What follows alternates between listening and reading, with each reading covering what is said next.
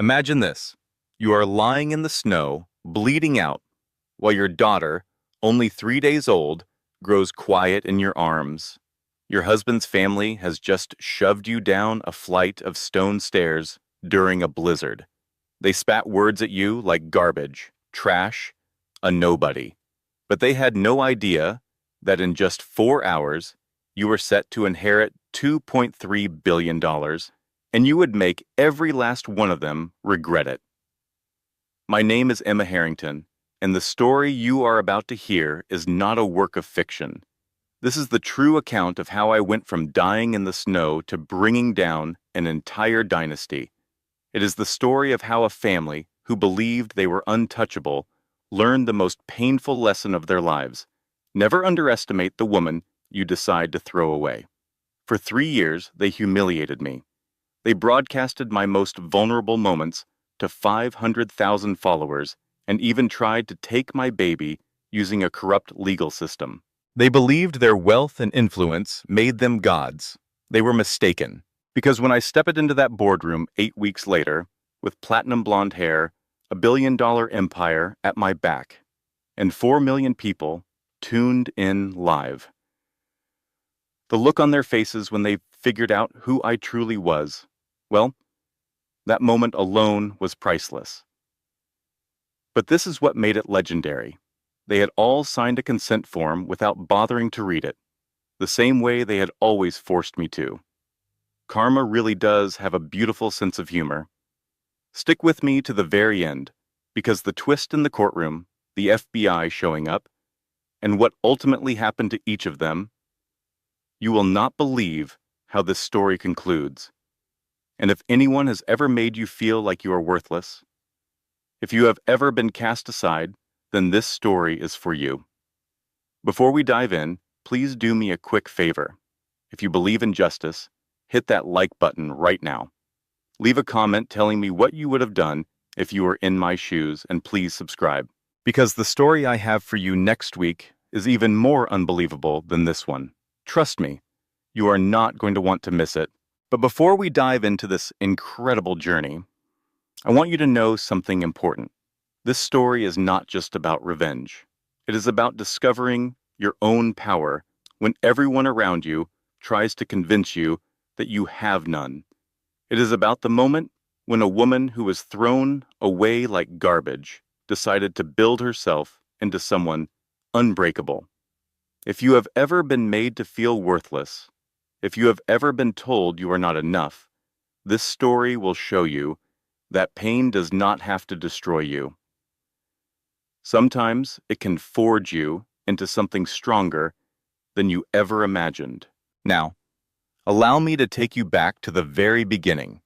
It was February 14th, Valentine's Day. The day my entire world fell apart.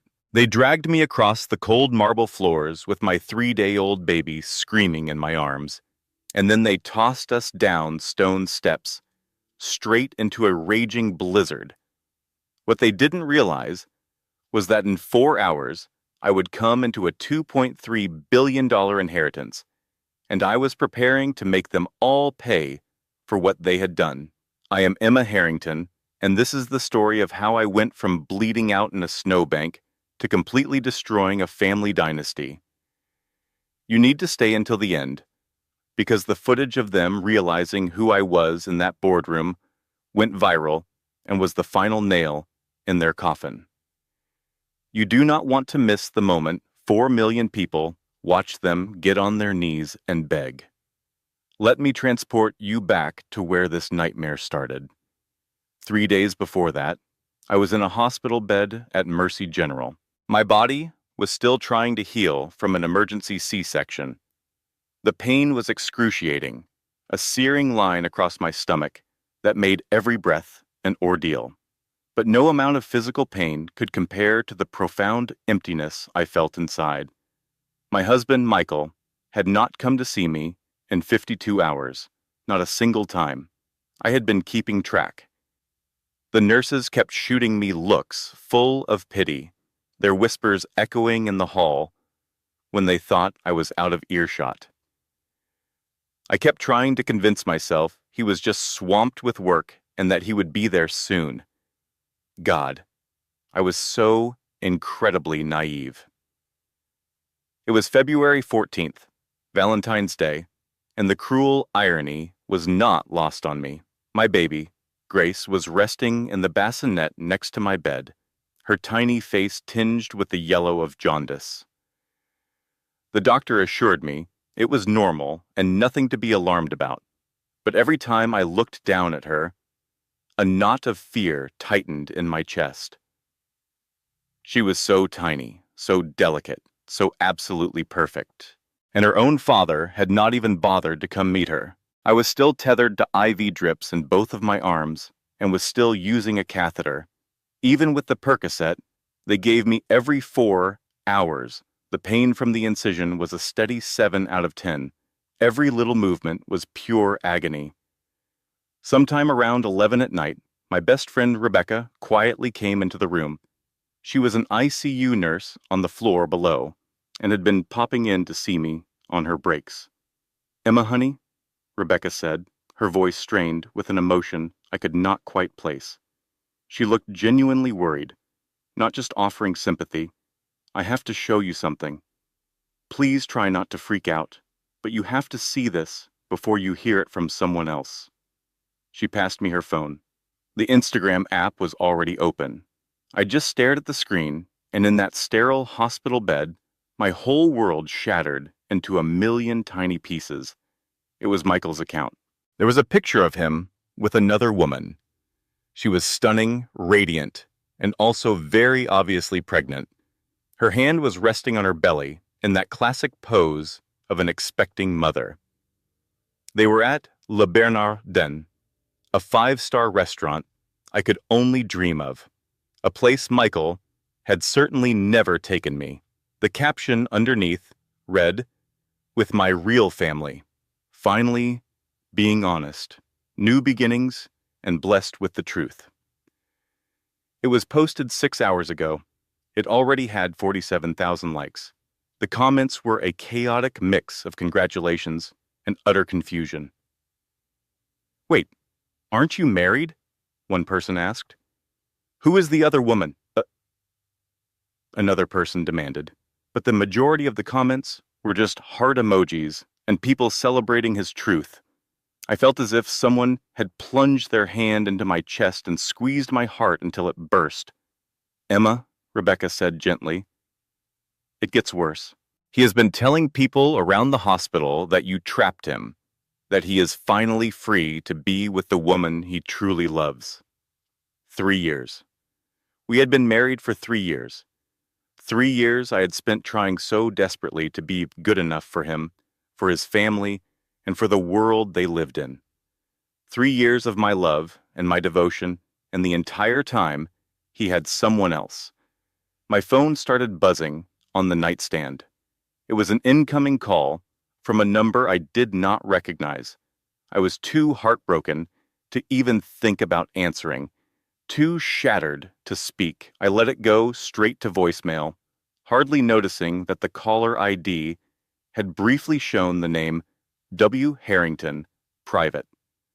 I would never find out that my grandfather had been calling me at 11:47 that night to set up our very first meeting. I would never realize just how close I had come to being rescued. Just then, Dr. Morrison walked into the room, holding my discharge papers.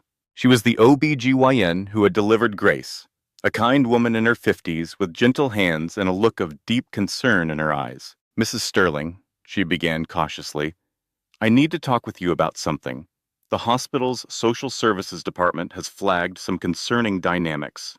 Your husband has not visited, and there has been some—" The door was thrown open with a loud bang. Victoria Sterling, my mother-in-law, was the first to storm in.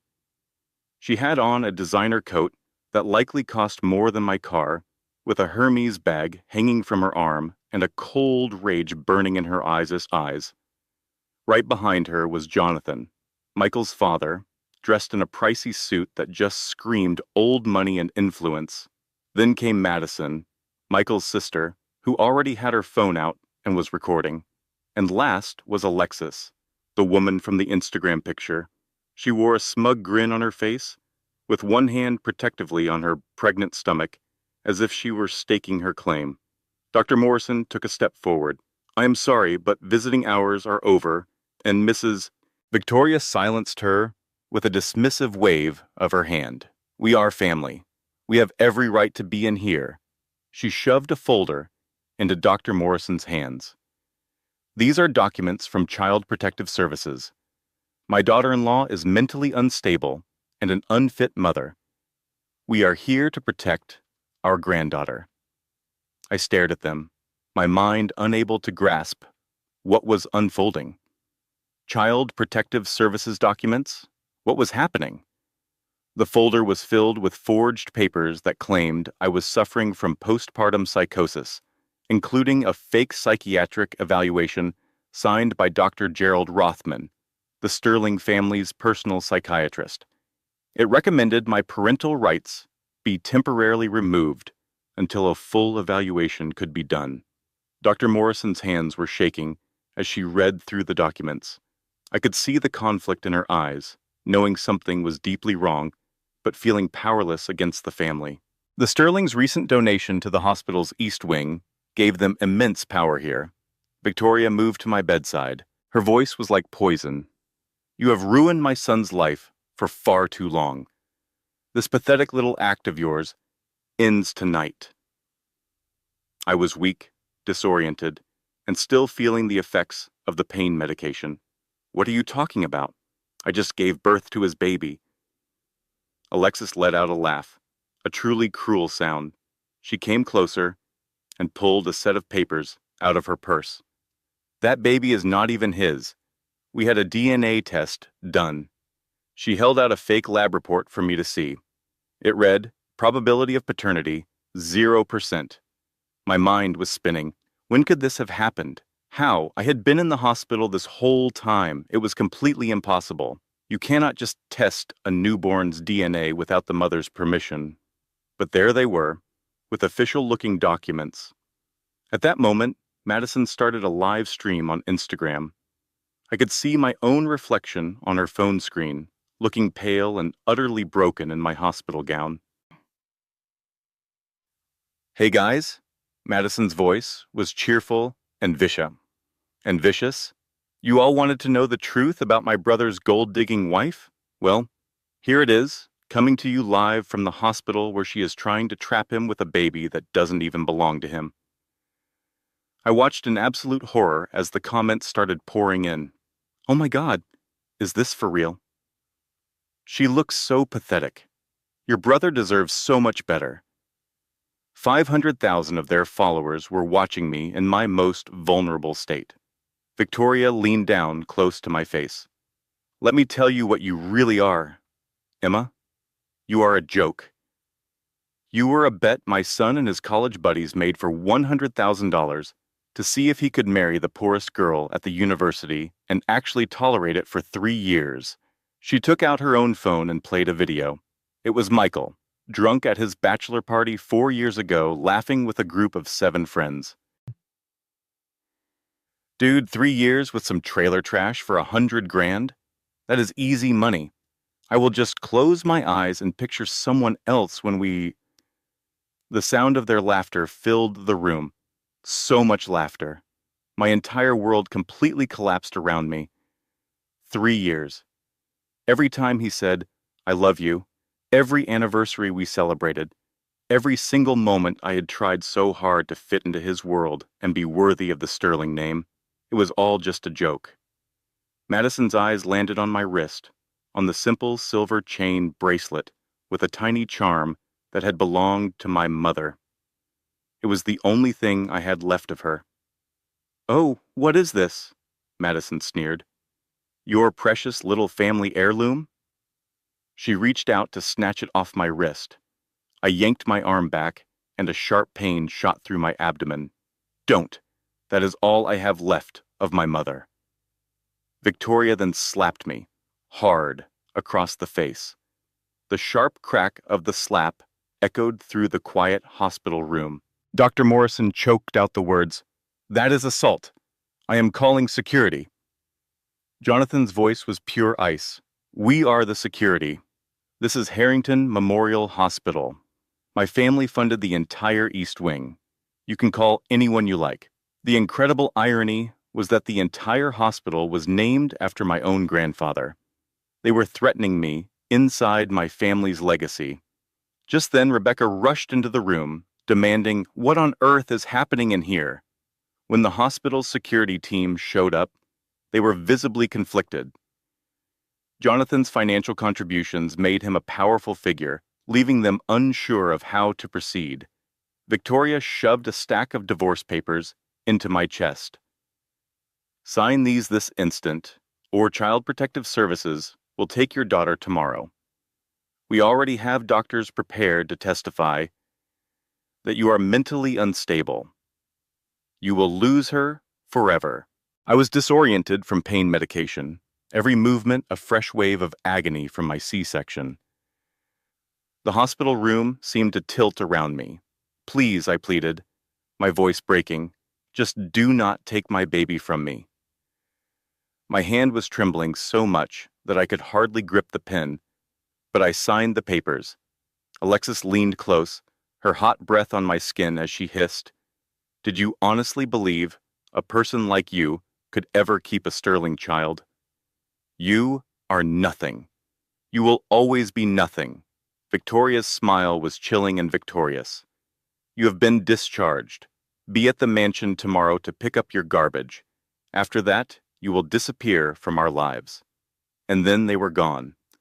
I completely fell apart, my body racked with sobs. Rebecca tried to comfort me, saying, "We have to call the police. This is illegal coercion and harassment." "No," I whispered back. "They have an army of lawyers and endless money. I have absolutely nothing. I only want my baby to be safe." That is when Dr. Morrison quietly took out her personal phone. I had not noticed she was recording the entire exchange. I was unaware that she was a mandated reporter who took that responsibility very seriously. "I am documenting all of this," she stated calmly. "What they are doing is abuse." I was too devastated to even process her words. It makes no difference, I thought. People like them always get their way. But her recording would end up making all the difference in the world. I just did not know it at the time. The following morning, on February 15th, I hailed an Uber to the Sterling family estate in Greenwich, Connecticut. Michael had maintained complete control over our finances, so I could not even afford a car of my own. My baby, Grace, was secured in a hospital-issued car seat, covered by a single, thin blanket. She looked so tiny and fragile, only 3 days into the world, and her life was already a complete disaster. The mansion rose up before us, a sprawling Georgian structure that announced its old money from every stone and window pane. In the 3 years I lived there, it never once felt like my home. My keys still worked when I let myself in through the heavy front doors. The household staff, whom I had once considered friends, now refused to meet my gaze. A few of them even had smirks on their faces. I discovered my possessions had been stuffed into black garbage bags and tossed onto the driveway. My hand trembled as I made my way to my old room, which was never the master suite. Michael and I had never shared a bed. I was always relegated to the servants' quarters in the back of the house, a constant reminder that I was not truly part of the family. Inside, I found total destruction. My clothing was drenched from being thrown in the outdoor fountain. My books were ripped to shreds, their pages littering the floor. The precious photographs of my mother had been incinerated in the downstairs fireplace. I could still smell the smoke. Her jewelry was missing.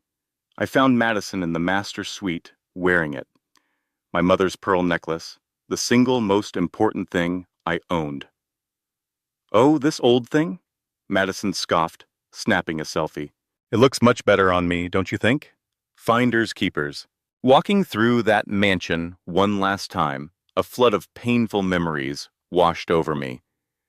The first Thanksgiving, Victoria had forced me to serve dinner to the guests as the family dined.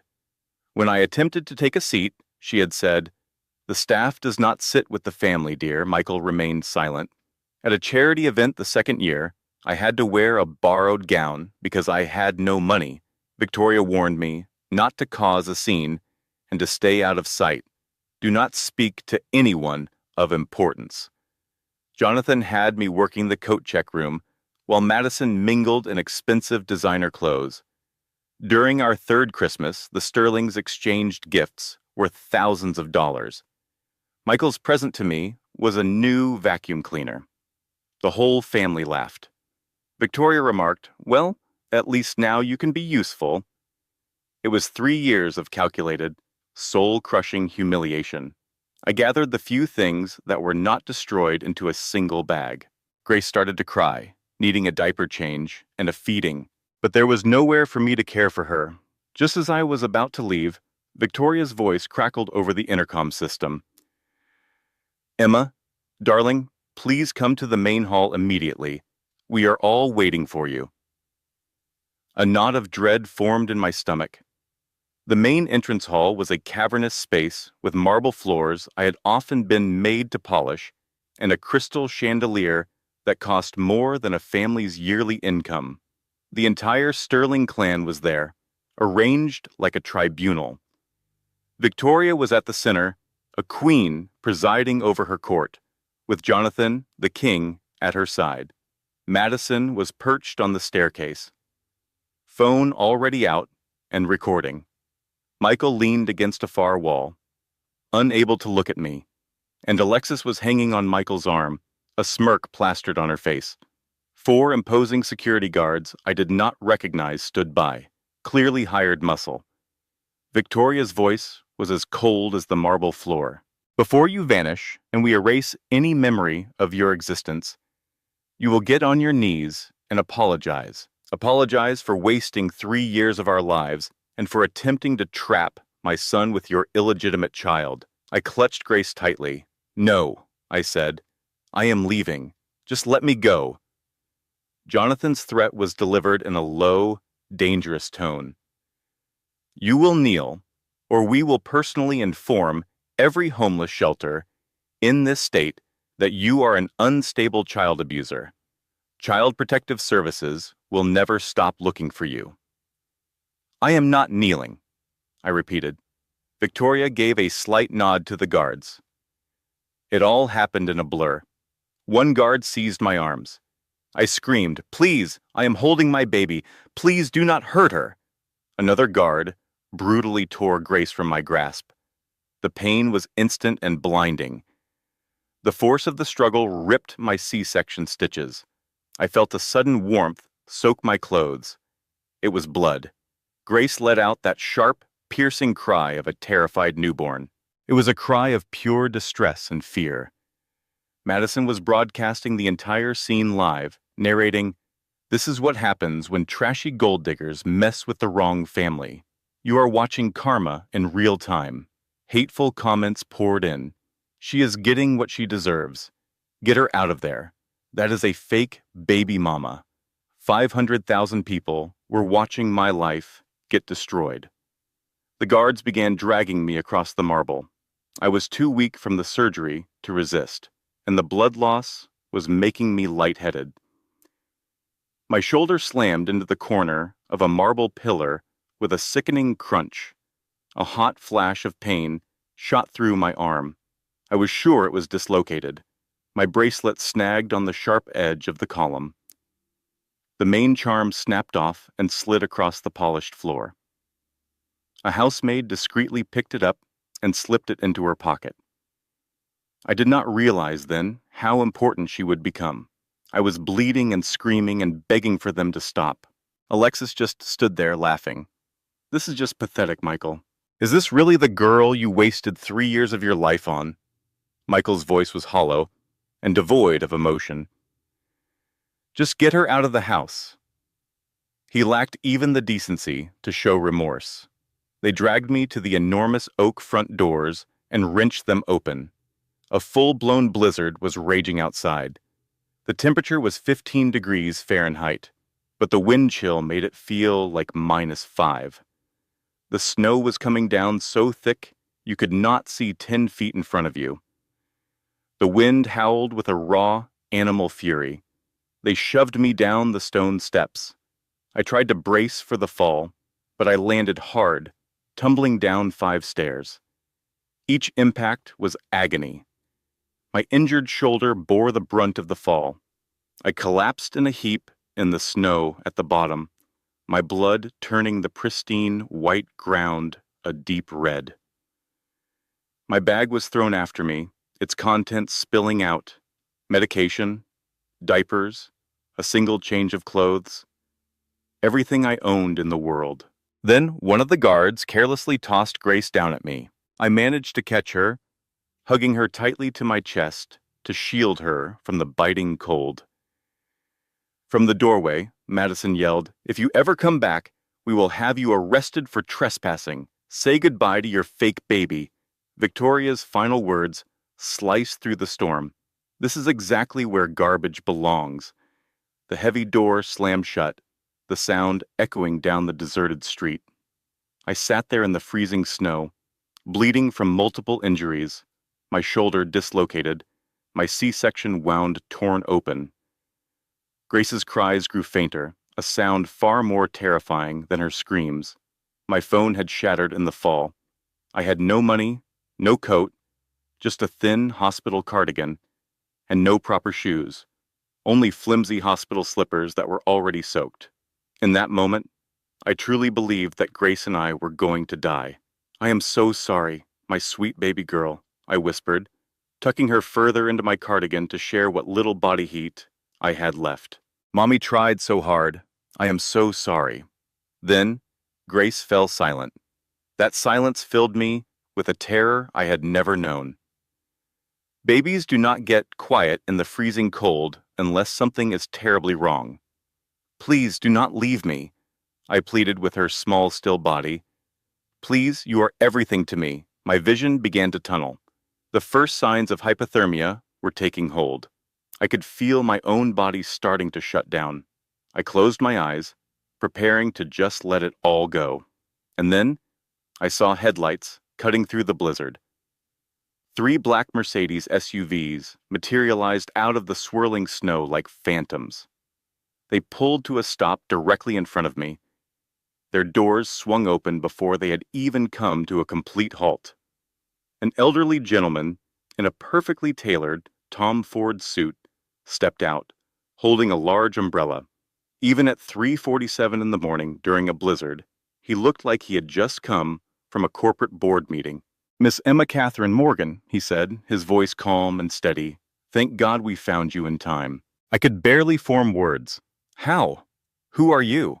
He knelt down in the snow next to me, completely ruining what must have been a $3,000 suit, but he did not seem to notice or care. "Your grandfather sent me," he explained. "We must get you both to a safe place immediately." From behind him, a team of paramedics in Harrington Global medical uniforms hurried towards us carrying heated blankets and emergency kits. "Grandfather?" I managed to say. "My mother's father passed away before I was born." "I do not have a—" "Yes, you do," he interrupted gently. "His name is William James Harrington, and we are taking you to the Harrington Medical Center right now. Your daughter is approximately 10 minutes away from critical hypothermia." The medical team moved with incredible speed and skill. They wrapped both Grace and me in heated blankets.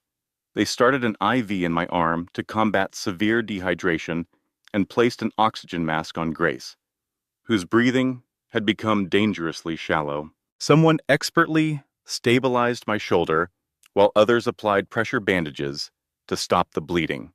Within minutes, they had us safely inside one of the warm SUVs. After the biting cold, the warmth inside the vehicle was a miracle.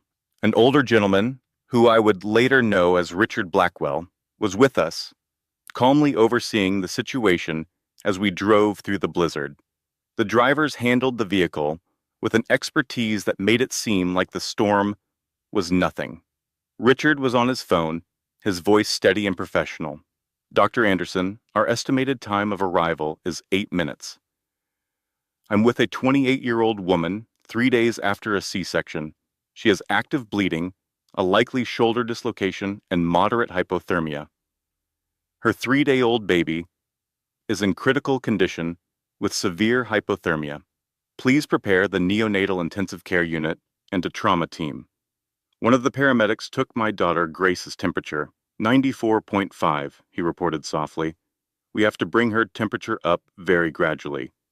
A normal reading for a newborn is between 97 and 99 degrees. If her temperature dropped to 93, her organs would start to fail. I could only watch as they cared for my baby, feeling too weak to do anything but place my faith in these rescuers who had materialized out of the snowstorm. Our arrival at Harrington Private Medical Center was at 4:15 in the morning. This place was a world away from Mercy General, where I had delivered Grace. It was a private institution designed for the very rich, featuring marble floors, original artwork, and patient rooms that resembled luxury hotel suites. Grace was immediately taken to the neonatal intensive care unit. A group of 6 specialists surrounded her, starting warming procedures and connecting her to monitors with practiced precision. As they worked, the lead pediatrician, Dr. Anderson, told me, "You brought her in at the last possible moment. Another 5 minutes could have caused permanent harm." I was moved to a private suite that felt more like a room at the Four Seasons Hotel. There, doctors reset my dislocated shoulder, a procedure that was unbelievably painful but unavoidable, and they re-stitched my C-section incision. The medical team began a blood transfusion, administered intravenous fluids, and gave me antibiotics, explaining that the combination of the cold and my injuries created a serious risk of infection. They also gave me pain medication that, for the first time, actually provided relief. I woke up 7 hours later, at 11 in the morning, to the sight of sunlight pouring into the room. For a brief second, I hoped the entire ordeal had been a terrible dream, but then I saw my shoulder wrapped in bandages, the intravenous tubes in my arm, and all the surrounding medical devices. A wave of panic washed over me. "Grace, where is my daughter?" Just then, Dr. Morrison, the obstetrician who had delivered Grace at Mercy General, came into the room. "Emma, calm down," she said gently. "Grace is stable. She's in the neonatal intensive care unit under constant observation. She will be all right." "What are you doing here?" I asked, confused. "How did you know?" "Mr. Blackwell contacted me and explained what happened," she replied. "I resigned from Mercy General first thing this morning. I refused to be part of a system that would allow something like that to happen to a patient." The next person to come through the door was Rebecca, who rushed over and gave me a gentle, tearful hug. "Oh, Emma, I was so worried," she cried. "You weren't answering your phone, so I drove to the Sterling mansion. I saw the bloodstains on the snow. I thought the worst. I'm all right," I reassured her. "We are both safe now." At that moment, Richard Blackwell came in, holding a leather portfolio. "Ladies, if you'll excuse us, I must speak with Emma privately," he said. "The information I have is highly confidential." Rebecca and Dr. Morrison left the room. Though they were clearly hesitant, Richard then moved a chair next to my bed. A nurse brought Grace in, nestled in a mobile intensive care bassinet. She was still connected to monitors, but was doing well. The sight of my daughter, alive and out of danger, brought a fresh wave of tears. "Emma," Richard began, "your mother's name was Catherine Harrington before she took the name Catherine Morgan. Your grandfather was William James Harrington. He founded and served as the chief executive officer of Harrington Global Industries. He handed me a photograph of an older man who had a kind look in his eyes but also radiated authority. I had never seen his face before. My mother never spoke of her relatives. She always told me they had passed away." Richard then explained the family history. My mother left home when she was 19 years old, following a major argument with her father over my dad, James Morgan. William was convinced that James was only interested in her for her wealth. It turned out he was correct, but Catherine was fiercely independent and proud.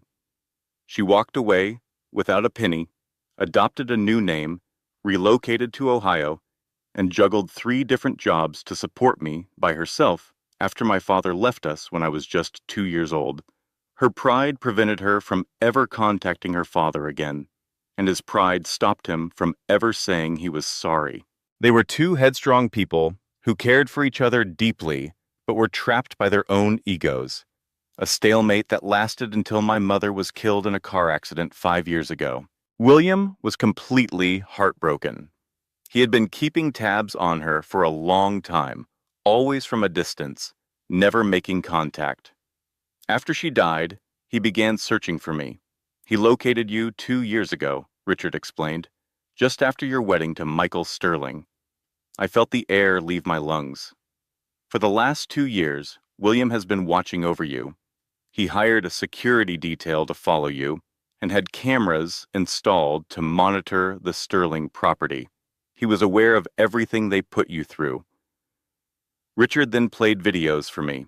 I saw footage of Victoria forcing me to act as a waitress at her parties, Jonathan treating me like free labor, Madison's constant taunts, and Michael's utter indifference to it all. Why didn't he do something to help me? I asked, my voice cracking. Richard told me that William desperately wanted to step in, but his legal team, which included Richard himself, urged him to be patient. They had to create an unbreakable legal shield for the inheritance, ensuring the Sterlings could never argue that I had married Michael with knowledge of my family's fortune. This way, there would be no grounds for them to challenge the will. They were constructing a trust that would shield you from any claim. The entire plan was for William to introduce himself to you on February 15th, the day after your daughter was born, which is today. That call from an unknown number last night, I murmured. Richard confirmed it with a nod. That was William. He was on a flight from London. He was calling to let you know he would be at the hospital this morning for your first meeting. For the first time, Richard's voice trembled with emotion. His plane touched down at 6 in the morning. He went directly to his car. I phoned him to finalize the time for your meeting. He wanted to know how you were. I had to tell him that you had been released from the hospital, and we had no idea of your location. The Global Positioning System tracker indicated you were at the Sterling estate. A Global Positioning System tracker? The bracelet. The one that belonged to your mother, the one you never take off. William had a medical-grade tracking chip placed inside the charm. It's waterproof, has a 5-year battery life, and includes heat sensors. I instinctively reached for my wrist, but the bracelet was not there. It must have broken and fallen off in the snow. That's how we were able to locate you. At 3 in the morning, the heat sensor sent out an emergency signal warning that your body temperature was dropping into the hypothermic range. I contacted William right away to let him know you were in trouble. He immediately accessed the live video from the security cameras at the Sterling house. Richard played a video on his tablet. I saw the whole attack, Madison broadcasting it live, me being pulled outside and thrown down the stairs, the blood on the ground, and Grace on the verge of death. Everything was marked with a timestamp. William saw that video at 7:05 this morning while he was in his car. Richard's composure finally broke. At 7:07, his driver called me. William had suffered a massive heart attack and collapsed. The ambulance crew got there at 7:21. His time of death was officially recorded as 7:07 a.m. The cruel twist of fate felt like a punch to the gut. Emma, listen to me, Richard said, his voice firm. When they tossed you onto those steps at 3 in the morning, you were, in their eyes, a nobody. You were exactly what they always called you: poor, weak, and disposable. But at 7:07 a.m., just 4 hours later, the moment William's death became official, you inherited his entire $2.3 billion fortune. They left you for dead in the snow when you were penniless. But as you lay on that frozen ground, the clock was moving you closer to becoming a billionaire. They just had not realized it. I looked at him, my mind struggling to grasp the information. Your grandfather passed away while witnessing their cruelty, fully aware that he was giving you the power to bring about their ruin. Richard gave me an envelope made of thick, expensive paper, addressed in William's own hand. Through my tears, I began to read, "My dearest Emma, if you are reading this letter, it means I have passed away. I am so sorry that I took so long to reach out. I was on my way home to finally see you, to apologize for letting your mother down, for not locating you earlier, and for standing by while that family caused you so much pain. My priority was to get the legal safeguards in place. I was determined to ensure that nobody could ever steal what belongs to you. But I now see that my first duty should have been to keep you safe. I viewed the security video this morning. When I saw them cast you and your baby out into the snow, I knew I had made a grave error. My heart, quite literally, could not bear it. But I can still keep you safe, even now. My entire life's work now belongs to you. The $2.3 billion, the 40 corporations, the real estate in 18 different nations, it is all yours. I want you to take control of this empire. Let them see the strength that runs in the Harrington family. Do not ever let anyone make you feel small again. Make them answer for every injury, every tear, and every second they treated you as if you were nothing. You are not disposable. You are my grandchild. Your power is immense, and my only regret is that I will not be here to watch you claim it. With all my love, Grandfather William." I held the letter tightly, my body shaking with sobs. Beside me, Grace slept peacefully in her bassinet, finally out of harm's way. "The trust is already active," Richard informed me. "The entire estate is transferred to you, effective immediately. There will be no probate court and no waiting period. The inheritance taxes have been handled, and the board of directors has been notified. Emma, as of 8 o'clock this morning, you are the new chairwoman of Harrington Global Industries, and the Sterlings are completely unaware." I raised my head.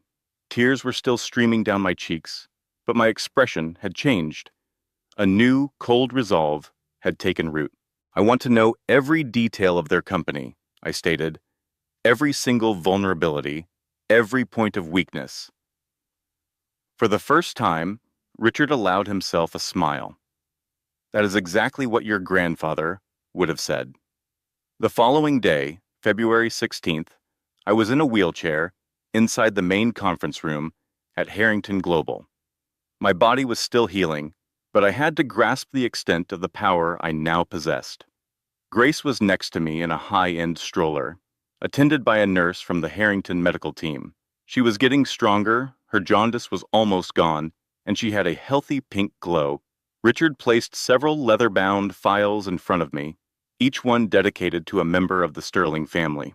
"Sterling Industries is facing financial ruin," he started. "They are in debt for a total of $83 million. He laid out the financial reports. Jonathan has illegally taken $12 million from the employee pension fund to finance his lifestyle. A series of bad business decisions has cost them another $31 million. On top of that, they have outstanding business loans amounting to $40 million. Without a major infusion of capital, they were only 3 months away from going completely bankrupt." Richard explained, "Jonathan went after a $75 million contract with Harrington Global last month. It is a government defense deal where we serve as the middleman. This contract is their last chance for survival, and we are the ones who decide if they get it. You decide? You are the chief executive officer." He then pulled up the file on Victoria. It detailed her passion project, Sterling-style boutiques. She had 5 shops spread across Connecticut and Manhattan, and every single one was in a building owned by Harrington. Richard added that the leases were all coming up for renewal in just 47 days. She is already behind on rent by $480,000. But the most damning part is this. She has been deliberately underreporting her income to the Internal Revenue Service. We have concrete proof of $2.3 million in tax evasion. Can we turn her in? I asked. The anonymous tip is already written, he replied, just waiting for you to give the word. That is when private investigator James Crawford handed me Madison's file. Madison Sterling, currently 32 years old, presents herself as 26 on all of her social media accounts. He placed her official driver's license right next to a screenshot of her Instagram profile. The birth years were completely different. She had undergone extensive plastic surgery, none of which she ever disclosed, a nose job in 2019, breast implants in 2020, along with ongoing cheek fillers, Botox, and lip injections. She got a Brazilian butt lift in 2021. Her modeling contract with the Prestige agency has a specific clause against undisclosed cosmetic procedures. It is an immediate cause for termination of her contract. Who is the owner of Prestige Agency? I asked. Richard just smiled. As of yesterday, that would be you. Harrington Global completed the acquisition 2 weeks ago. Madison has no idea. Michael's file was the next one on the table. The entire college bet was documented in full, preserved in a group chat with 8 members. Not a single one of them was smart enough to delete the conversation. Brad Miller, age 23, wrote, "Dude, there is no way you can stay married to that broke girl for 3 years." Michael Sterling replied, "I bet $100,000 that I can. It will be the easiest money I have ever made." Lord Chad Morrison asked, "What happens if she discovers the truth?" Michael Sterling wrote back, "She never will. She is far too stupid and desperate to ever question a thing." There was also a video. It was the footage from the bachelor party that Victoria had shown me, but this was the complete, unedited version. In it, Michael was talking about how he just closed his eyes and imagined I was Alexis, and everyone was laughing hysterically. Crawford also revealed that Michael had embezzled $3.8 million from Sterling Industries to pay for his lavish lifestyle with Alexis. He added, "Jonathan is aware of the theft, but covered it up to protect the family." Last was the file for Alexis Beaumont, only that was not her real name. Her name is Alexandra Marie Thompson, Crawford explained as he displayed her mugshot from California. Taken in 2019. She is a professional con artist with 3 documented cases against her. Case number 11. From 2018, she was engaged to a tech millionaire named Richard Pemberton. She faked a pregnancy, stole $400,000, and then vanished right before the supposed miscarriage. Case number 2, from 2020, she was engaged to a hedge fund manager named David Collins. She faked another pregnancy, stole $650,000, and disappeared. Case number 3, from 2021, she was engaged to a pharmaceutical executive, Marcus Whitmore. She tried the fake pregnancy scheme again, but was caught before she could get any money. An arrest warrant was issued. She is currently a wanted fugitive in California for fraud, jumping bail, identity theft, and wire fraud. The pregnancy she claims with Michael is also a complete fabrication. We traced the ultrasound picture. She purchased it from a forum on the dark web for $200. Is Michael aware of any of this? I asked. Not at this time. I took a moment to think. If I reveal who Alexis is right now, Michael will just get sympathy. People will see him as a poor man who was tricked by a skilled con artist. Richard gave me a look of approval. You're catching on quickly. We will hold on to the information about Alexis and use it later, at the moment it will cause the most possible damage. Over the following 8 weeks, I completely reinvented myself. The first week was focused on my physical recovery and learning the basics of the business. I had physical therapy for my shoulder and my C-section recovery, and I learned how to hold grace while reviewing quarterly reports. Richard taught me how to analyze financial statements. I attended board meetings, remaining silent and just observing, soaking in every detail about each division of Harrington Global. In the second week, I transformed into a businesswoman. I took a crash course in business administration with Harrington's top executives, identified all the weaknesses of Sterling Industries, and took pages of detailed notes.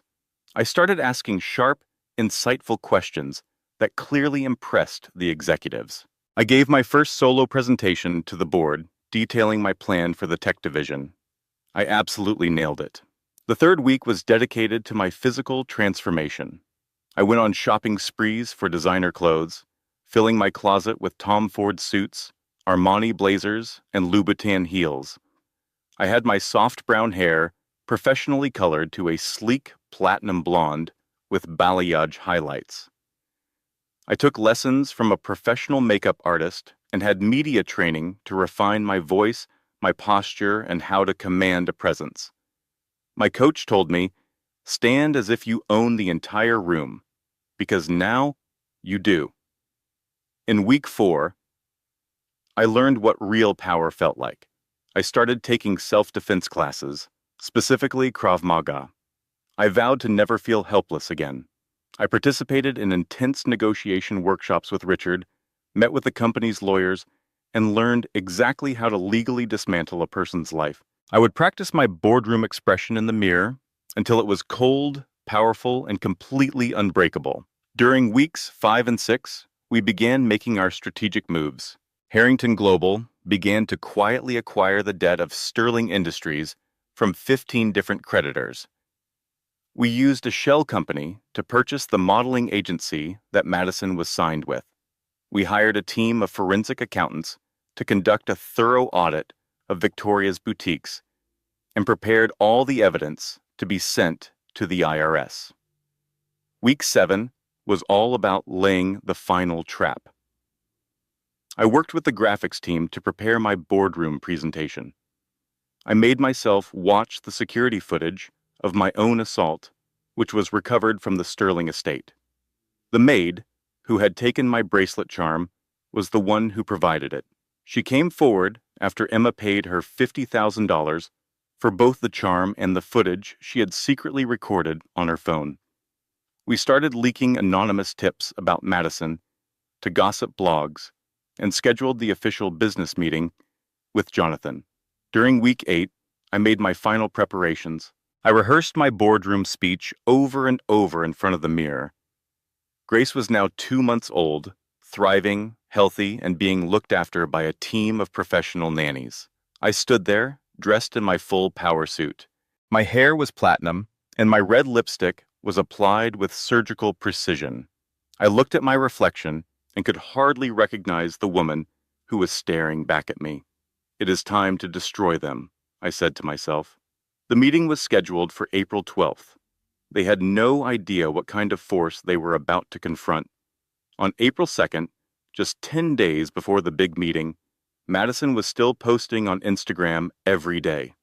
She was on a beach vacation in Turks and Caicos, paid for by her parents. Her caption read, 26 and living my best life, feeling blessed, all natural beauty, no filter. She had 486,000 followers. The comments were filled with people gushing about how flawless she was. Madison believed she was untouchable. I decided to call her from my old phone number, the one she would still have in her contacts. She answered the phone laughing. I could hear Alexis and Victoria in the background with her. Oh my God, you guys, the trash is actually calling me. I am putting you on speaker. Emma, how is life in whatever gutter you have crawled into? Did you manage to find a homeless shelter that will accept babies? I made my voice sound quiet and broken, putting on a performance. I just wanted to ask if you might reconsider the case with Child Protective Services. Please, I miss Grace so terribly much.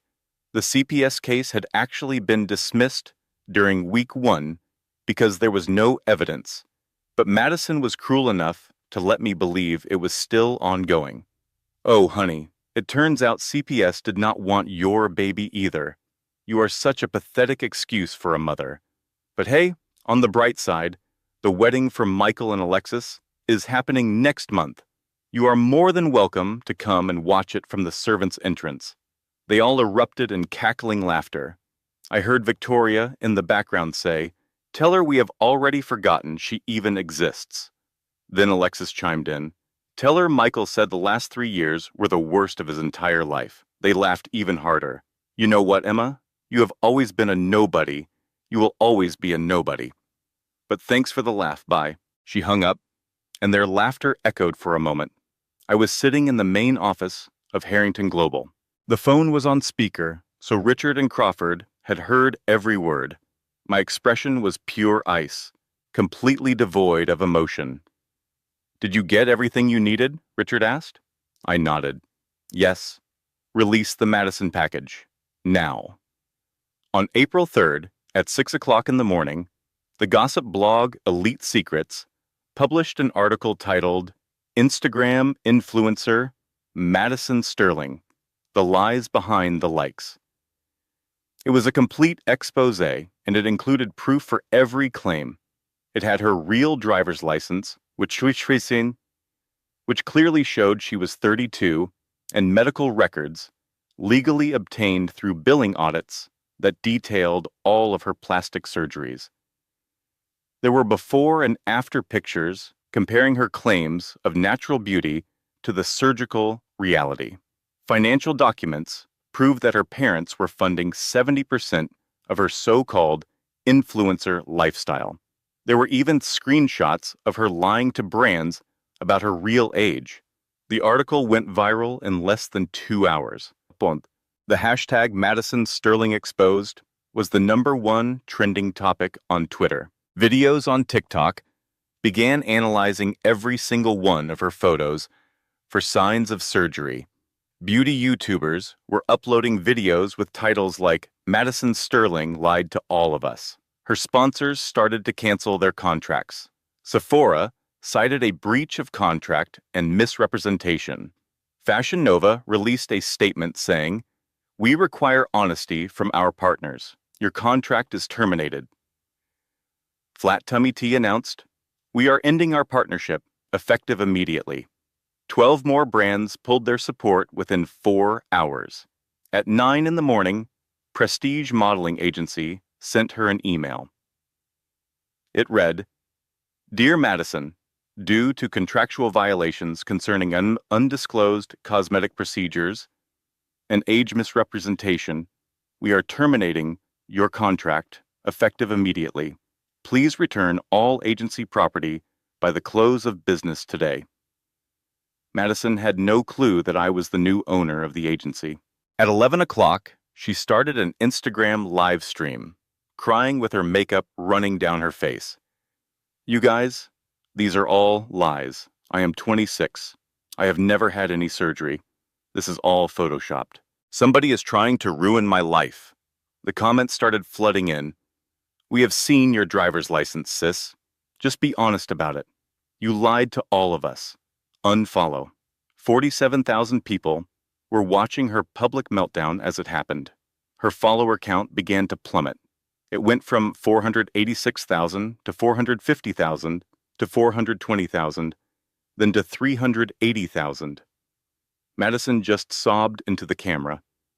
"Please, I have no idea who is doing this to me, but please, just make it stop," Victoria called her.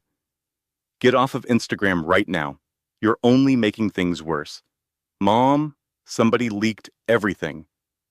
My private medical records. How is that even legal?" "I do not care," her mother snapped. "Just fix this." Within a single week, Madison's follower count had dropped to 180,000. She had no sponsors, no modeling agency, and the gossip blogs were publishing new follow-up articles about her every day. Her name had become a joke. She called Victoria, completely desperate. Can you please get Dad to make this all go away?" "Your father," Victoria replied, "is dealing with his own set of problems."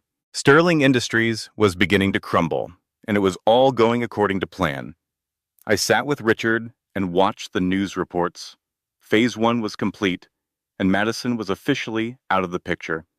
She had called me trash and filmed my assault for her own sick amusement. She was getting exactly what she deserved.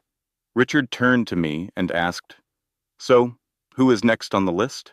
I replied, "Alexis."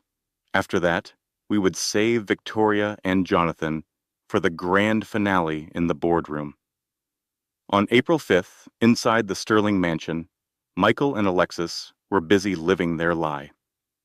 They were planning a May wedding, and Alexis's belly was growing larger by the day. The prosthetic pregnancy bump was of the highest quality and looked completely real. Victoria was obsessing over every detail of the wedding plans, while Jonathan was quietly stressing about the state of the business, hiding his worries from everyone. That afternoon, an anonymous FedEx package arrived. Michael took it into his study to open it. Inside, he found a complete dossier on a woman named Alexander Marie Thompson. It contained her entire criminal record, mugshots from 3 different convictions, and detailed proof of her faked pregnancies. The file even included the ultrasound picture she had shown him, complete with metadata proving it was purchased from an online store. There were also bank records detailing how she had stolen $650,000 from her previous victims. A simple note was tucked inside. It read, "Michael, for 3 years, you made me feel like garbage. Now you get to see how it feels to be the fool. You should check her belly. It is not real. You are welcome. A friend." Michael flew into a rage and stormed into the master bedroom, where Alexis was getting dressed. He threw the entire folder at her and screamed, "Who in the hell are you?" Alexis began to stammer, "Baby, please, I can explain everything." He shot back, "Your name is not even Alexis. You are nothing but a con artist." She tried to make a run for it, but he grabbed her by the arm. Her sleeve snagged on a dresser drawer, and the prosthetic pregnancy belly tumbled out from under her dress. It was made of expensive silicone, but it was undeniably fake. It landed on the hardwood floor with a heavy, dull thud. Michael just stared at it, his face a mask of disbelief. "Get out of my house right now," he said, his voice dangerously low. Just then, Victoria and Jonathan rushed into the room, drawn by the shouting. They saw the scattered papers from the file on the floor. Victoria gasped in shock. Jonathan bent down and picked up the dossier. "My God," he said. "She is wanted in California." Alexis made a desperate move for her purse, but Jonathan stepped in front of the door, blocking her escape. "You are not going anywhere," he said firmly. "I am calling the police." At exactly 11 in the morning, officers from the Greenwich Police Department arrived. They were holding a warrant from California that had finally been processed. As they put Alexis in handcuffs, she started screaming, "This is a complete setup. Somebody sent you that information. Someone is targeting our family." Victoria froze. Who would even know about Madison? She wondered aloud. First it was me, and now Alexis. Someone is definitely coming after us. Jonathan tried to calm her down, saying, "Do not be paranoid, Victoria. It is just a coincidence." But the doubt was clear on his face. Later that night, Michael sat alone in his study, drinking scotch in the dark. His entire world was falling apart. The 3-year marriage he was in had started as a cruel bet, something his friends still laughed about. He had a real daughter with Emma, a daughter he had completely abandoned. He had just discovered Alexis was a professional con artist. And to top it all off, the company was failing. It seemed like everything he touched turned into garbage. He picked up his phone and scrolled to my old number, which was now disconnected. For a moment, he almost tried to call, just to apologize. Then Victoria walked in. "Do not even think about it," she snapped. He mumbled, "Maybe we were too hard on her. And the baby, Grace. She is my daughter, and I—" Victoria slapped him hard across the face. "That woman is gone. She is nothing to us. You need to focus on what actually matters, which is saving this family's business." Michael looked at her, worried. What if someone is targeting us because of what we did to Emma?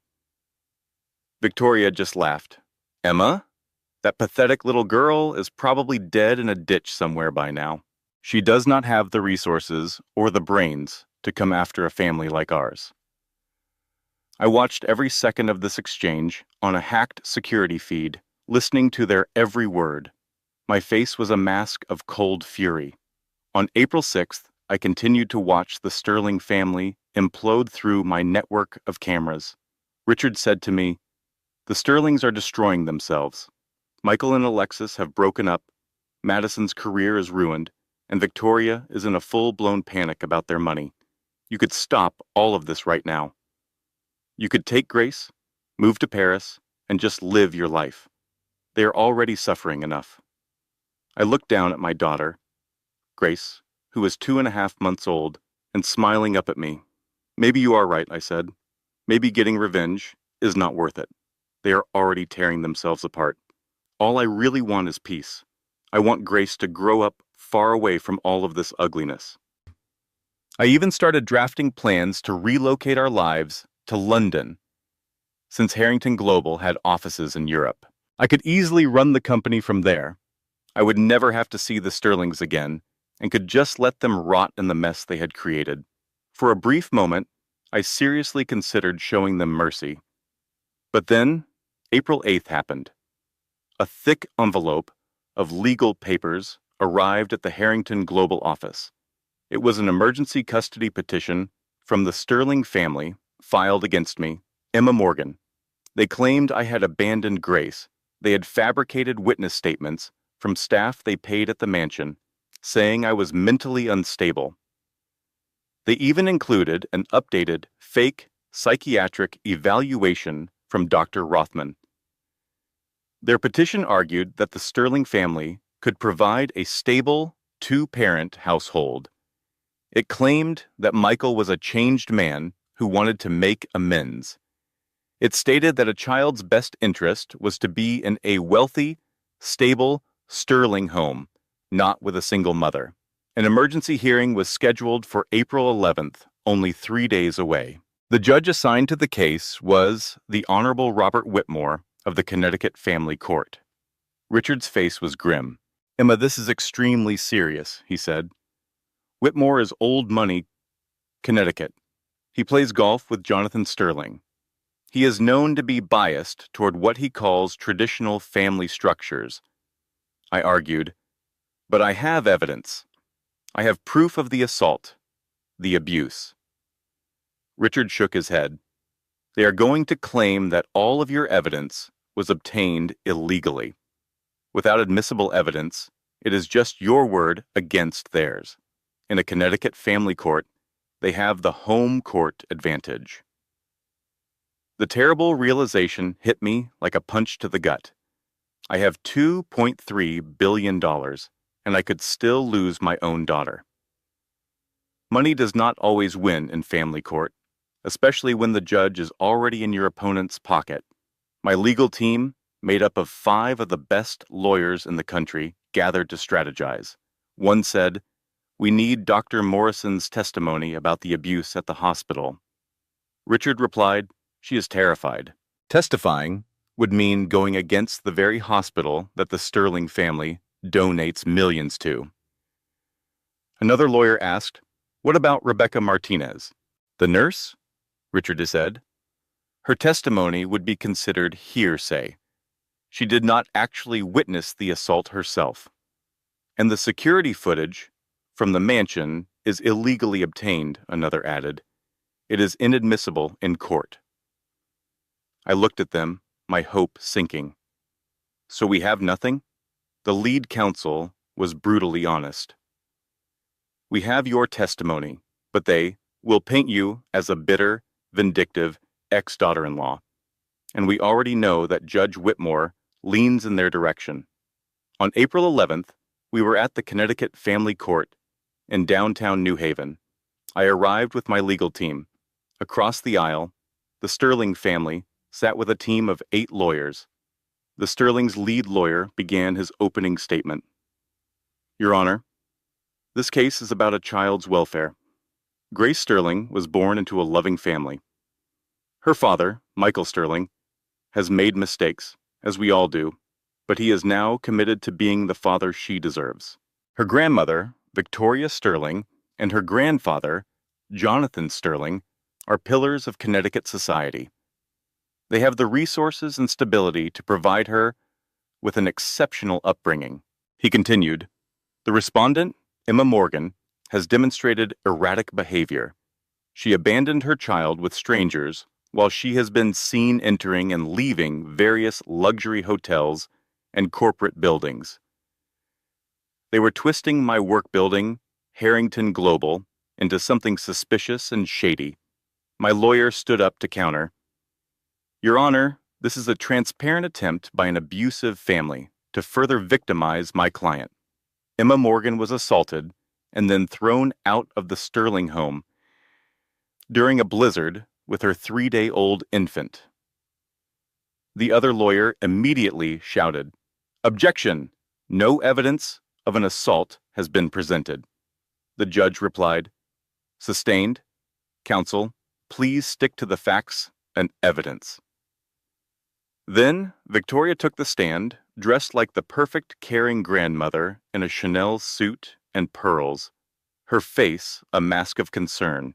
Your Honor, she began, her voice soft and convincing, I loved Emma like she was my own daughter. We welcomed her into our home, despite her humble background. We tried our best to help her adjust to our family's lifestyle. When she had the baby, we were all overjoyed. But then Emma became increasingly paranoid and accusatory. She claimed we were trying to steal Grace from her. We were only trying to help. She continued her lie. She left our home voluntarily in the middle of the night. We were worried sick about her. Now we find out we do not even know where she is living or what she is doing. Michael just wants to be a father to his little girl. My lawyer began his cross-examination. Mrs. Sterling, you claim Emma left voluntarily. Can you explain why a woman recovering from surgery would leave in a blizzard with a newborn baby? Victoria replied coolly, I do not know. As I told you, she was acting irrationally. He pressed on. Did you or anyone else in your family put your hands on Emma Morgan? Absolutely not, she said, without hesitation. That is a vicious lie. What about this? My lawyer asked, attempting to show the video from Madison's Instagram account. Objection, the Sterling's lawyer yelled. That footage was obtained without consent and has clearly been edited. The judge immediately agreed. Sustained. I will not consider any illegally obtained evidence in my courtroom. Next, Madison testified. She had been coached and was much more subdued after her recent public humiliation. Emma always resented our family, she said quietly. She was jealous of me and of our lifestyle. The night she left, she was screaming at my mother and threatening all of us. We tried to calm her down, but she just ran out into the snow. I was scared for the baby. That is why I recorded it, to document her erratic behavior for Child Protective Services. Then Michael gave the performance of a lifetime. Your Honor, he said, his voice thick with fake emotion. I made terrible mistakes. I was a bad husband. I neglected Emma. I am deeply ashamed, but I love my daughter. I want to be her father. I am in therapy now, and I am working on myself. My family can provide her with stability, a home, and resources. He looked over at me. A future. With Emma, I do not even know where she is living.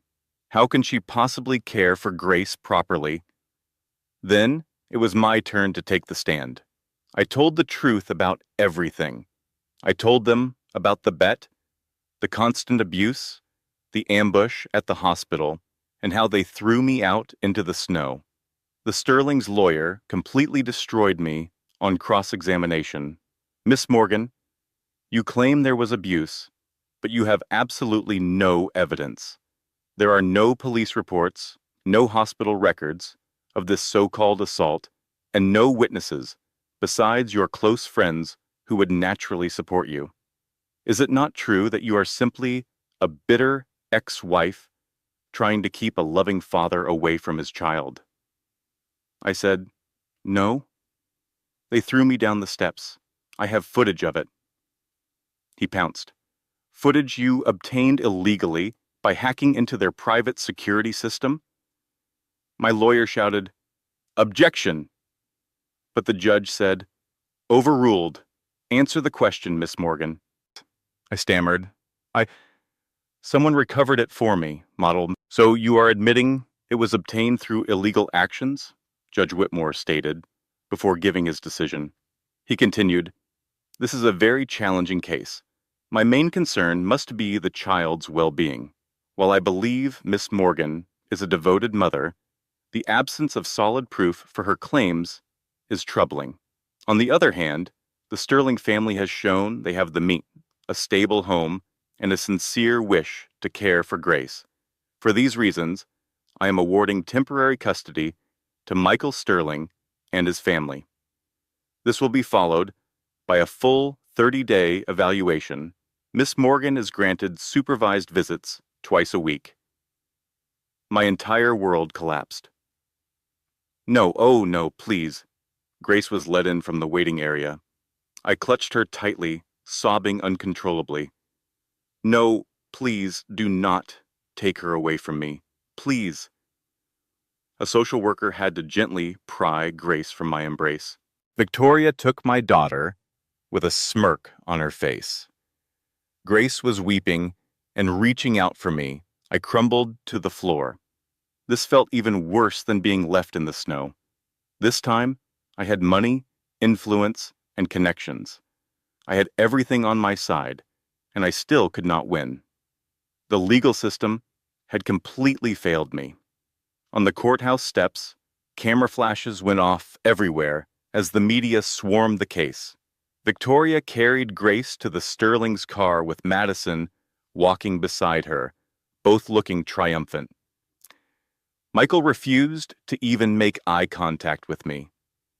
That night, I was all alone in the Harrington Global penthouse, just staring at Grace's empty crib. I finally called Richard. I did everything the right way, by the book, and they still came out on top. They have my daughter. He replied, we will appeal. We will keep fighting. No. My voice was different now, ice cold and resolute. No more us or following their rules. I am done playing their game. You once told me that I own the entire board. Well, I am about to flip the whole thing over. I want you to arrange the contract meeting. I need every single one of them in that room by April 12th. That is tomorrow. Richard asked, Emma, are you certain about this? I responded, they wanted a war?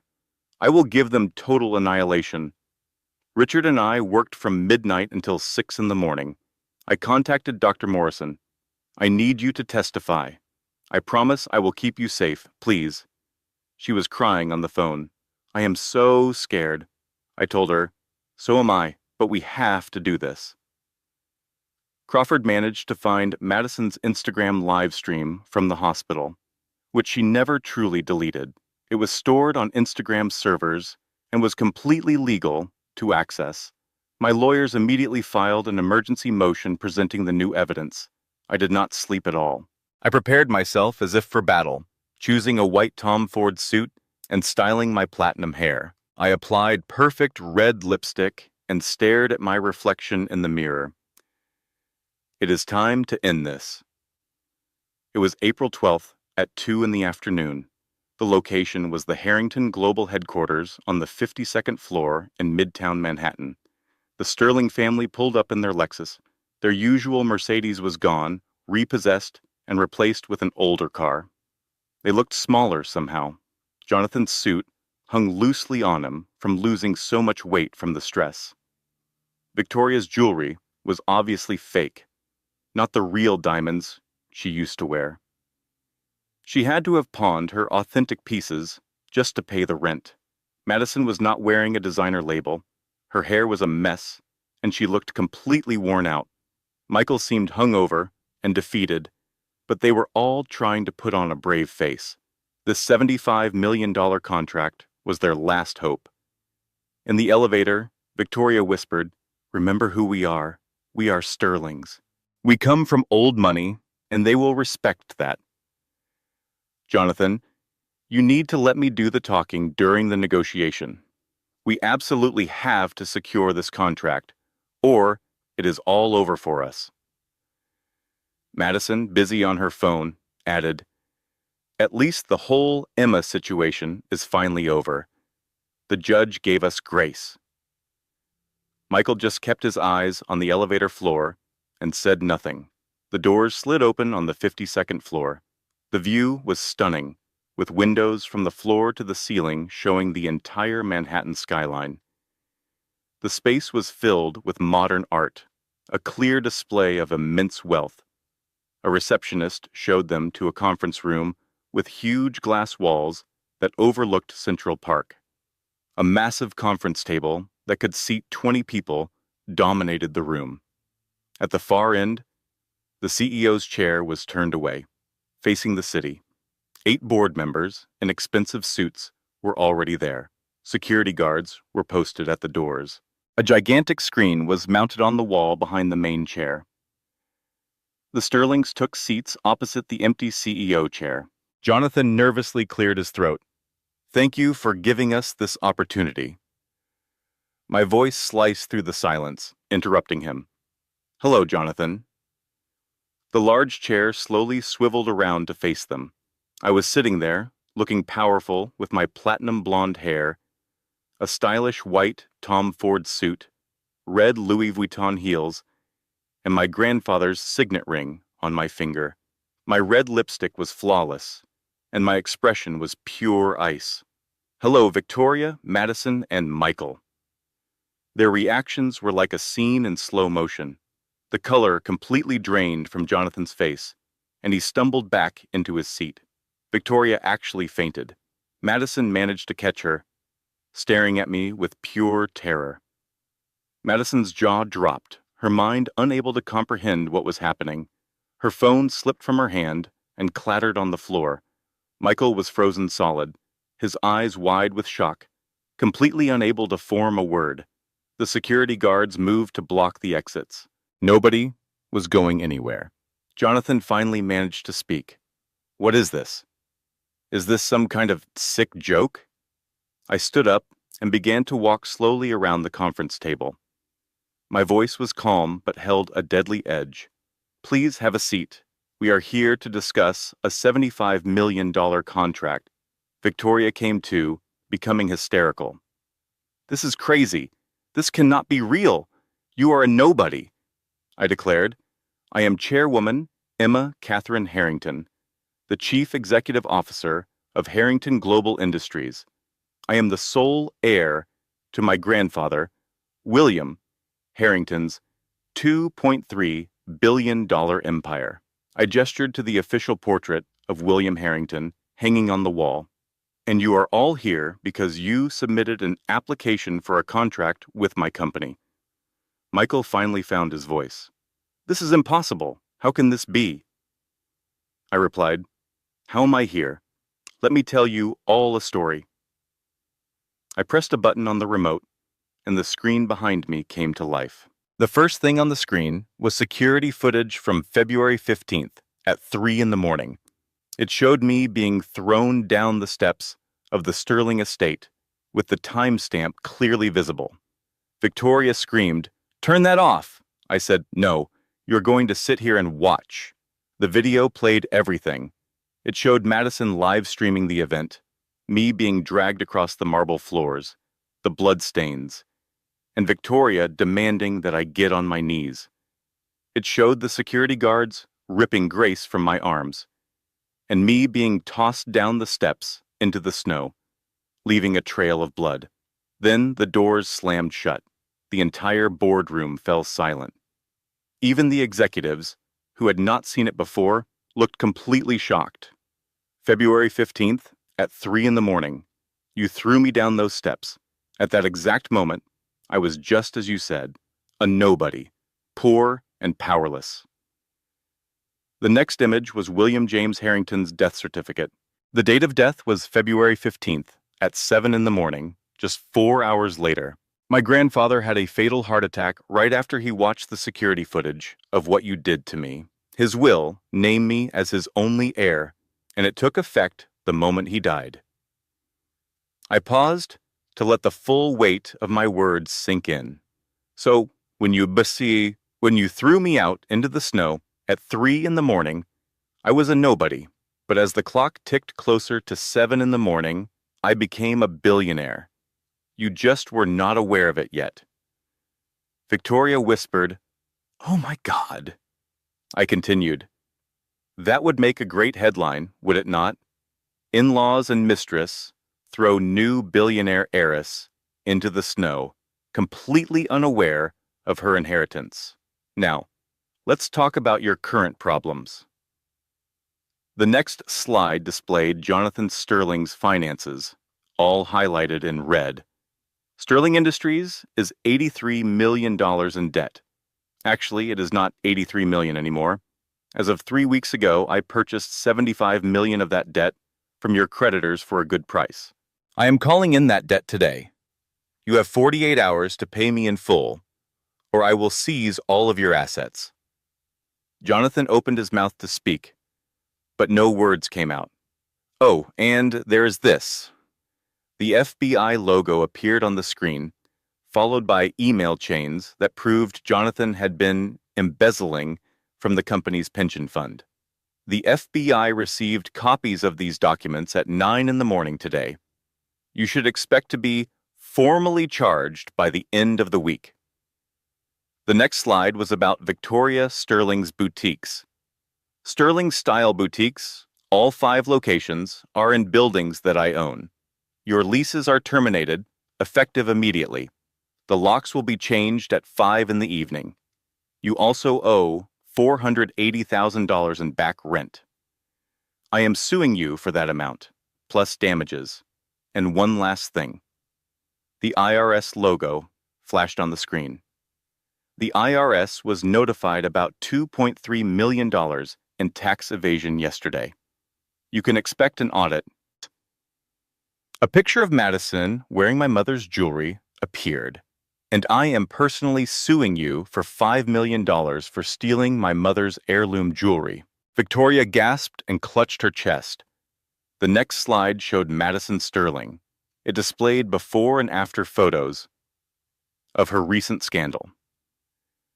Your modeling career is over. Your status as an influencer is gone. But this next part is my favorite. A video began to play. It was Madison's Instagram live stream from the hospital. The complete and unedited footage of her broadcasting my abuse. This was shown to 500,000 people. It is legally admissible as evidence. The Greenwich Police Department was sent this footage this morning. Assault charges have been filed. Madison burst into tears. Next up, Michael Sterling. The video of the college bet played in its entirety. Every cruel word, every laugh, and every disgusting comment he made about me was there for everyone to see. This video will be sent to every major news outlet at 6 in the evening today. Your embezzlement of $3.8 million from Sterling Industries has also been reported to the FBI. But here's the part that will hurt you the most. The final slide was about the custody case for Grace. New footage appeared on the screen. It was a recording from Dr. Morrison's phone at the hospital, with clear audio of the threats and assault. Then, Madison's Instagram live video played, which is admissible in court as a public broadcast. This was followed by a testimony from 3 former employees of the Sterling estate, whom I paid to come forward and tell the truth. An emergency motion was filed this morning with the Connecticut Family Court. With this new evidence, a different judge has been assigned, and a new hearing is set for tomorrow morning. You will never see Grace again. Michael screamed and lunged at me across the table. You witch! You have ruined everything! Security guards immediately tackled him and pinned him to the floor. I did not even flinch. Michael was on the ground, struggling against the guards. You ruined my life. We gave you everything. I leaned in close, my voice low, so only he could hear. You never gave me a single thing. Our entire marriage was just a bet to you. You stood by while they tormented me for 3 long years. You walked out on your own daughter when she was only 3 days old. I am not the one who ruined your life, Michael. You did that all by yourself. Victoria dropped to her knees, actually pleading. Please, please, we can work something out. We will give you anything you want. I will apologize. You have nothing that I could possibly want. I walked over to her and stared down. You called me trash. You told me I was a nobody. You said I belonged out in the snow. But trash does not build a $2.3 billion empire. Trash does not bring down dynasties. You did not throw away trash, Victoria. I leaned in closer. You threw away a queen. Jonathan, completely defeated, made one final plea. The contract. Please, we have to have it. There is no contract. There never was one. This meeting was never about a business deal. It was about making you understand precisely who you tried to destroy and who was now destroying you. I reached for the remote again. Oh, and one last thing.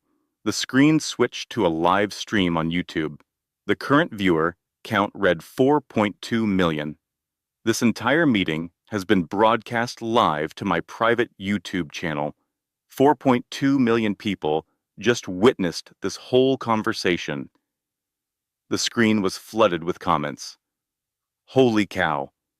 She is an absolute queen. They are getting everything they deserve. This is the greatest revenge story I have ever witnessed. Emma Harrington is my new hero. Madison's voice was a panicked shriek. You cannot do that. That is illegal. We never consented to being filmed. You should check the non-disclosure agreement you signed when you came into the building. Clause 47 covers media consent for business meetings. I passed Victoria the document she had signed without even looking at it. You did not read it? I actually learned that from you. Always read what you sign. It was a direct reference to the hospital scene where they had made me sign divorce papers against my will. Security guards escorted them from the room, and they were not gentle about it. Victoria was literally being dragged out. You are going to regret this. We are going to sue you. We will sue. Sue me with what money? You are completely bankrupt. Goodbye, Victoria. Madison was sobbing hysterically. I am sorry. I am so sorry, please. You filmed me at my lowest point for entertainment. You hoped I would go viral for being humiliated. Well, congratulations. You are going viral now, too. Michael's eyes met mine one final time. Emma, please think about Grace. She is my daughter. No, she is my daughter. You are just the sperm donor who abandoned her. You will never be allowed to see her again. Security then dragged him out of the room. Jonathan just walked out in silence, a broken and defeated man. His entire empire was gone. I stood by myself in the boardroom, looking out over the Manhattan skyline. Richard came in. The stream is still going, 5.8 million viewers, and counting. I just nodded. My phone began to buzz. It was a text from Dr. Morrison. We have an emergency custody hearing tomorrow with the new evidence. We are going to win. Grace is finally coming home. I smiled for the first time in months. A genuine, real smile. Outside the Harrington Global building, The Sterling family walked out into absolute pandemonium. 50 reporters were waiting, their camera flashes blinding, as they screamed questions. Is it true you left a newborn in the snow? Did you really marry her as part of a bet? Are you about to be arrested? Agents from the Federal Bureau of Investigation were waiting for them. Jonathan Sterling, Michael Sterling. You are under arrest for embezzlement and wire fraud. They were immediately handcuffed as their rights were read to them. Victoria and Madison were not arrested just yet, but they were completely mobbed by the media. Madison's phone was buzzing non-stop with hateful messages. Victoria was desperately trying to hide her face from the cameras. On Twitter, the story was trending all over the world. Sterling Family Exposed was #1, Emma Harrington was #2, and Billion Dollar Revenge was #3.